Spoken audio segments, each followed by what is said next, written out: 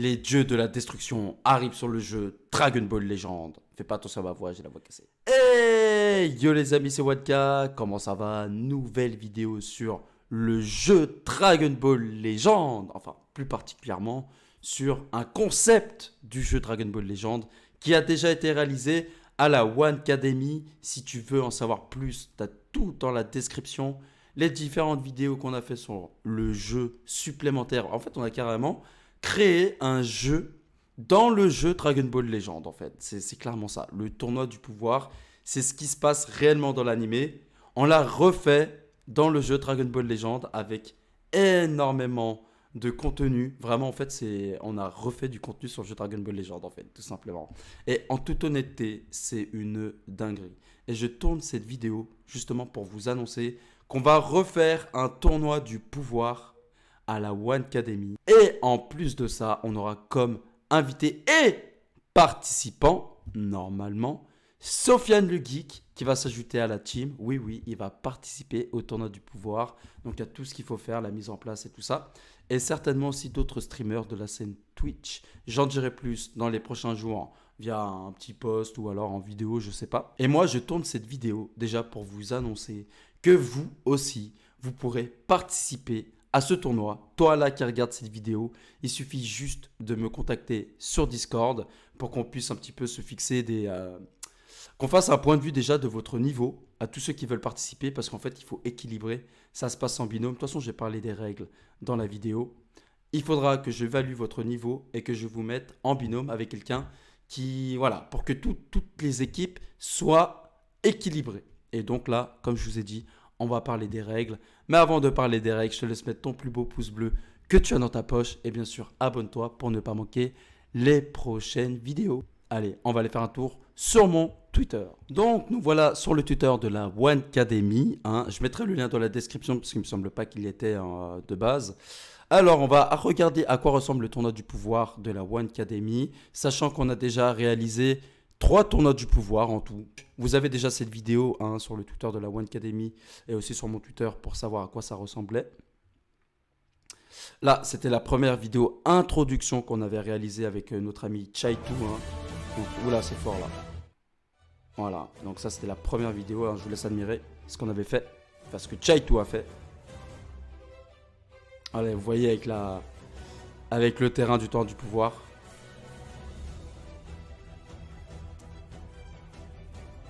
Et comme dirait le famoso, c'est bizarre de revoir la vidéo.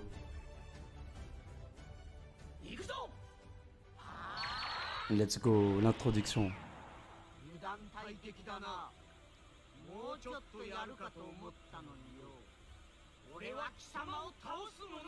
Voilà la première introduction du premier tournoi du pouvoir qu'ils ont tous été faits sur YouTube. Je vous mettrai les liens dans la description aussi. Donc, grosso modo, il y a plusieurs étapes. Déjà, comme vous pouvez le voir, le tournoi du pouvoir comporte des binômes. On joue en binôme. Vous avez un coéquipier avec vous et il y a aussi un ange. L'ange qui participe, c'est-à-dire en gros, vous êtes 3 par team. Vous êtes des teams en fait. Et vous représentez un univers. Donc les dieux de la destruction et leurs univers. Univers 1, univers 2, univers 7, univers 6, tu connais. Donc la première étape à faire, c'est le tirage au sort des binômes. Parce qu'on ne va pas vous mettre par défaut. Il ne faut pas mettre les plus forts ensemble, il faut faire un tirage au sort. Donc le tirage au sort se fera très certainement en live, dans mes lives du mardi et le vendredi de 18h à 20h. D'ailleurs, abonne-toi si ce n'est pas encore fait. Ma voix, c'est abusé. Donc, tirage au sort des binômes. Qu'est-ce qui se passe? Donc, tirage au sort des équipes. Les équipes seront composées de binômes, donc de 2 joueurs. Et les joueurs représentant leurs dieux, leurs univers. Le gagnant du tournoi fera gagner son équipe. Voilà, donc ça, c'est la première règle, la première étape du tournoi du pouvoir.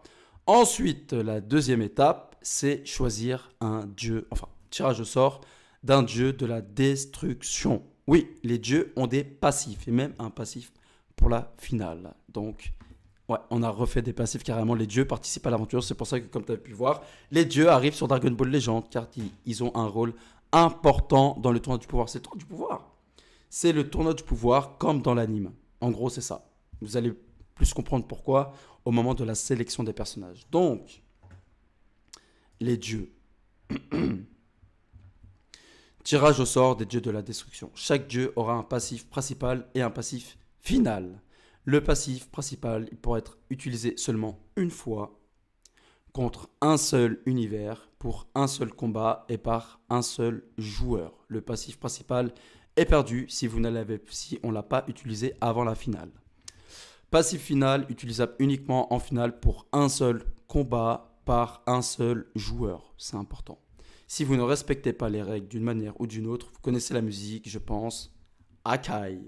Voilà, uniquement le joueur et le nom de l'univers sera éliminé. Donc en gros, si vous voulez tricher, entre guillemets, dire moi je veux activer le passif principal d'un tel personnage alors que tu n'as pas le droit d'utiliser, ou alors tu l'as déjà utilisé et que ça n'a pas été contrôlé. D'ailleurs, c'est pour ça qu'il y a les anges, c'est pour contrôler aussi ce qui se passe.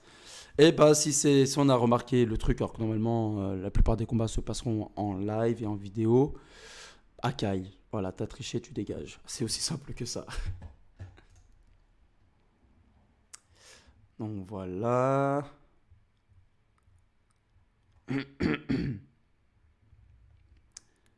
Donc comme vous pouvez le voir, on a des exemples de teams. Donc là, je vous en parle ici, mais en gros, chaque personne pourront choisir 3 personnages. Comme vous pouvez le voir là, c'était un exemple de team qui s'est passé. Chaque joueur pourra choisir 3 personnages sans banc. Le truc, c'est qu'on n'a pas le droit d'avoir le même personnage dans tout le tournoi. Il y a un Mirai Gohan élève jaune. Il y a un Broly bleu jaune. Bleu. Broly bleu jaune. Et il y a un Piccolo par exemple. Voilà. Donc ce qui va se passer, c'est que chaque binôme va devoir choisir des personnages. Déjà, eux, ils ne doivent pas prendre les mêmes. Ils doivent se consulter avec l'ange. À la révélation des personnages, il faudra montrer chacun son tour, enfin tout le monde en même temps, comme on a fait là, mettre des screenshots de tous les personnages qui ont été sélectionnés dans les teams. À l'étape 3. Voilà, l'étape 3 qui est...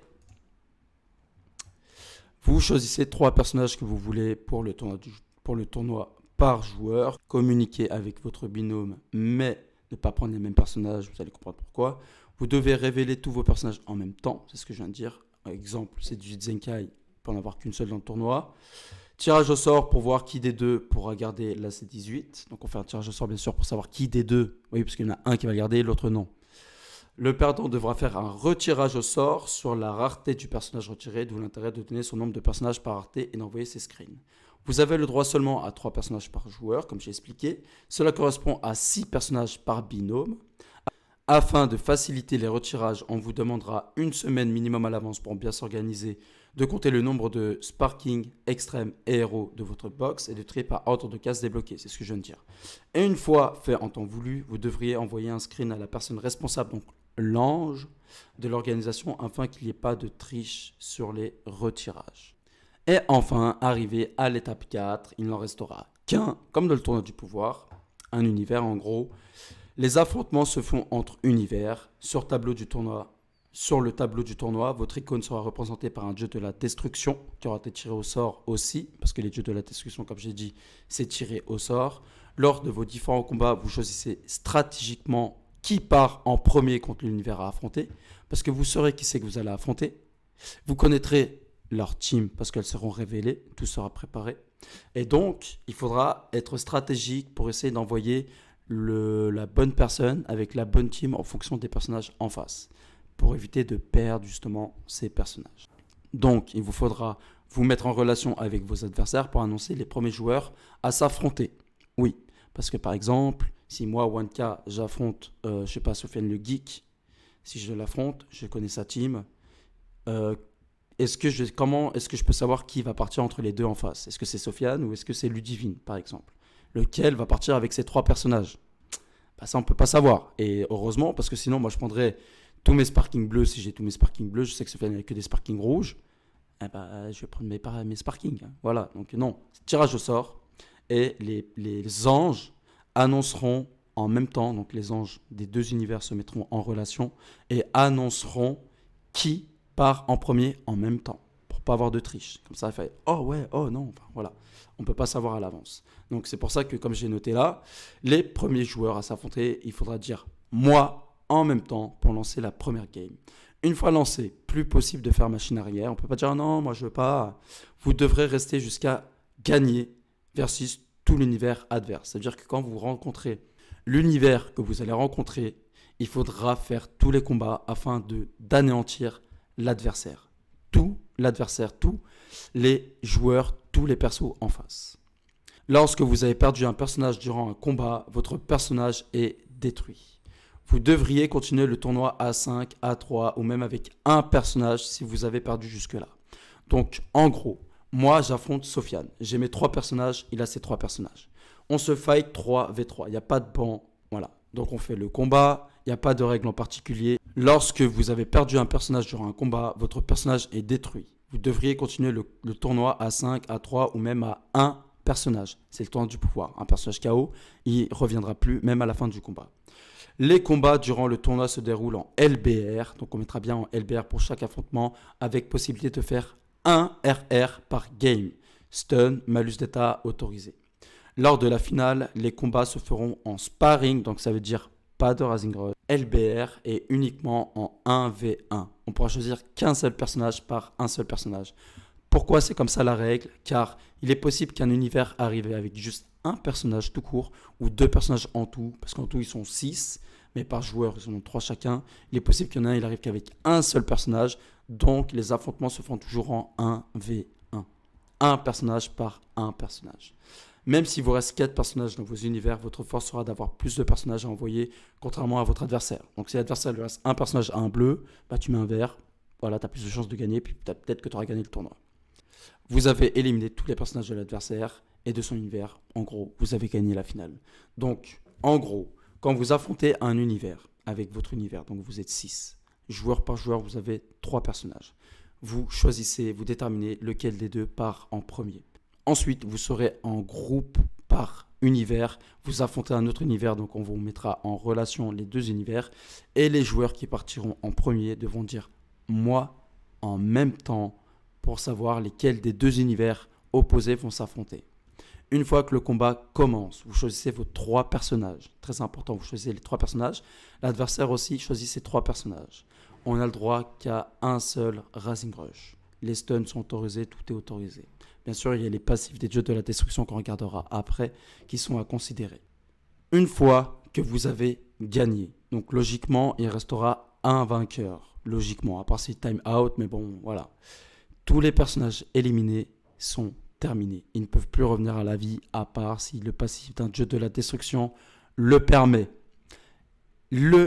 La personne qui a gagné, il est possible qu'il ait perdu des personnages. S'il a perdu des personnages, il ne peut plus les récupérer. Il doit les sortir de sa team. Et il doit rester à 2 ou à 1. C'est le tournoi du pouvoir. T'es Akai, t'es mort. Ton personnage ne peut plus venir. Donc, dans un match, dans un combat, normalement, un des 2 joueurs perd tous ses personnages. Qu'est-ce qui se passe? L'autre adversaire doit venir avec ses 3 personnages. Mais celui qui a perdu ses personnages, il peut échanger sa place avec son coéquipier qui a encore tous ses personnages, logiquement. Donc là, on repart sur du 3v3. Même condition, Rising Rush une fois autorisé, à part si un dieu de la destruction permet de faire autre chose.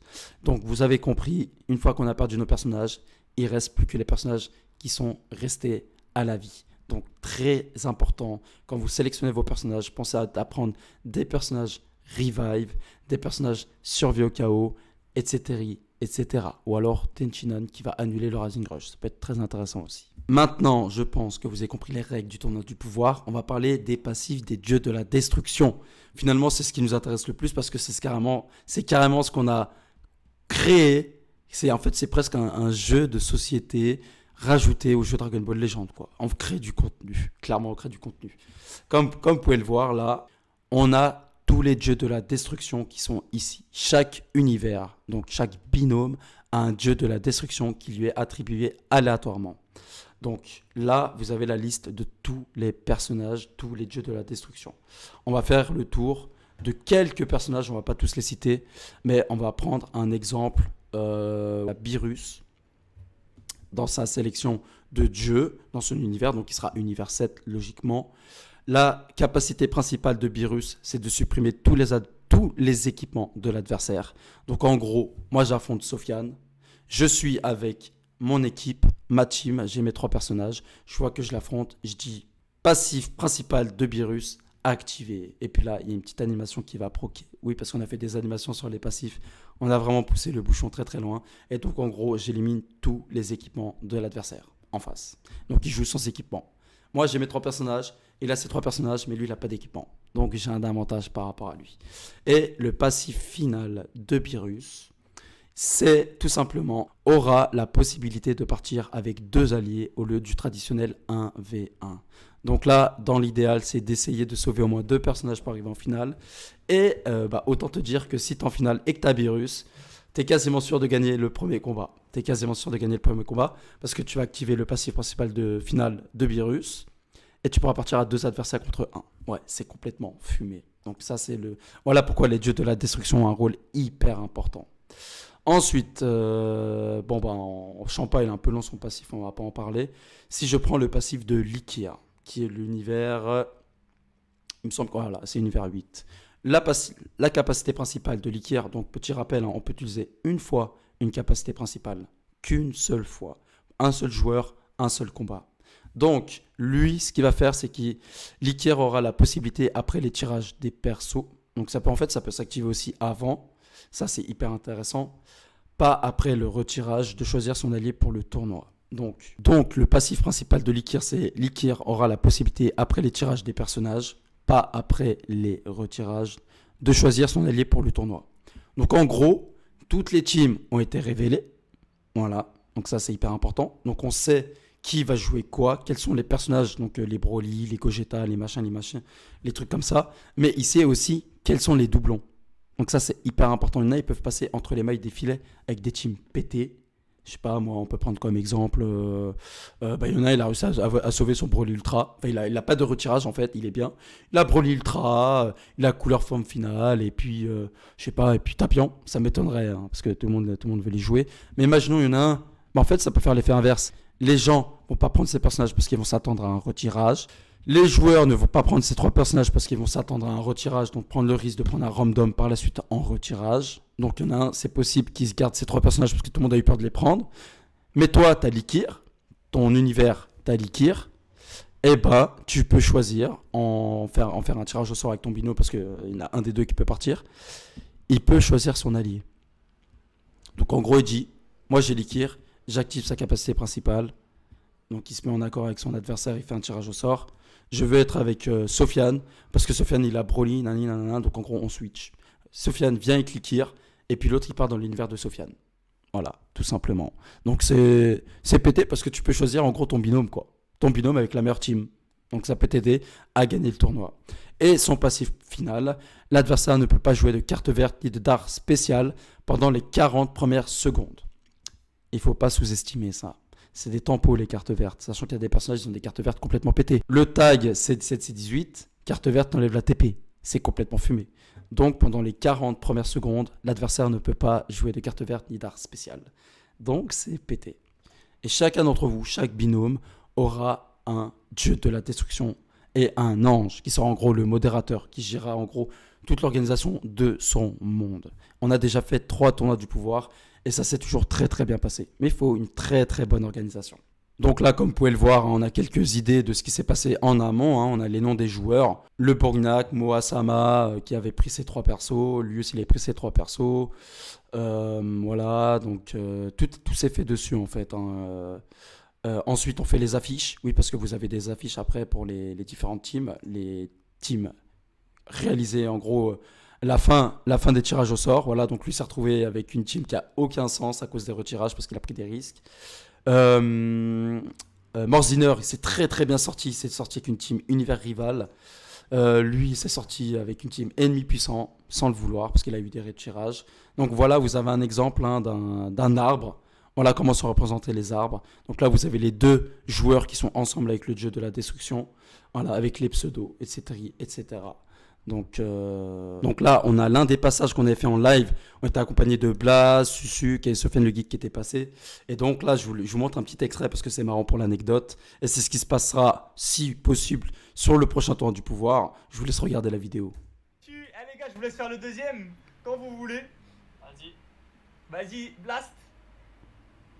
Passif de Rumush activé.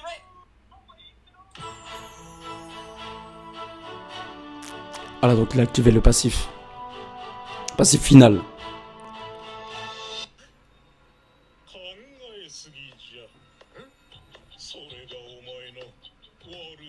Ça fait bizarre de voir ça.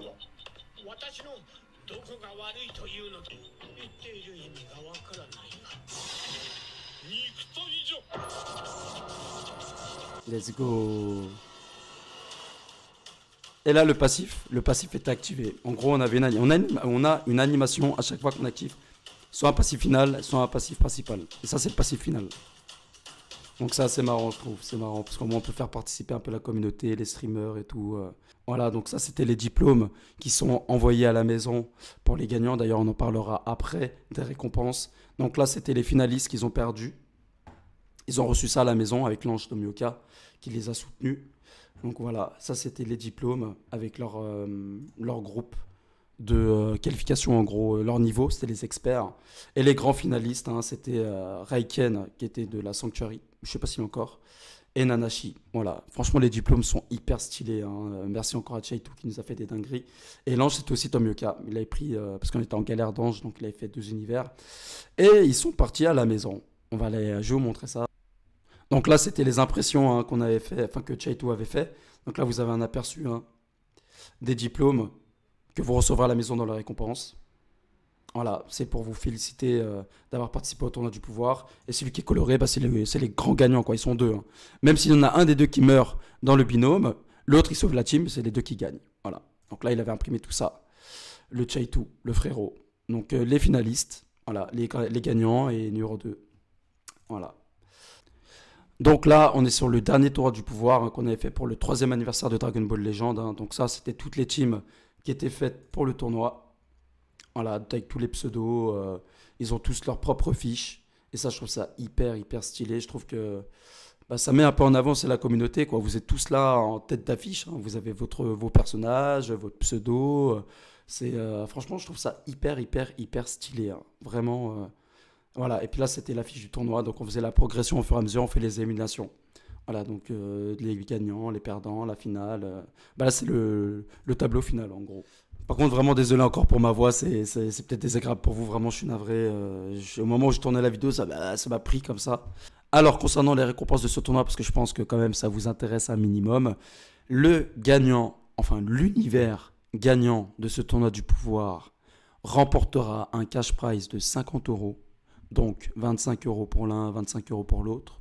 L'ange gagnant de ce tournoi du pouvoir, parce qu'il y a un ange qui participe, qui modère tout ça, il aura 10 € de cash prize pour lui.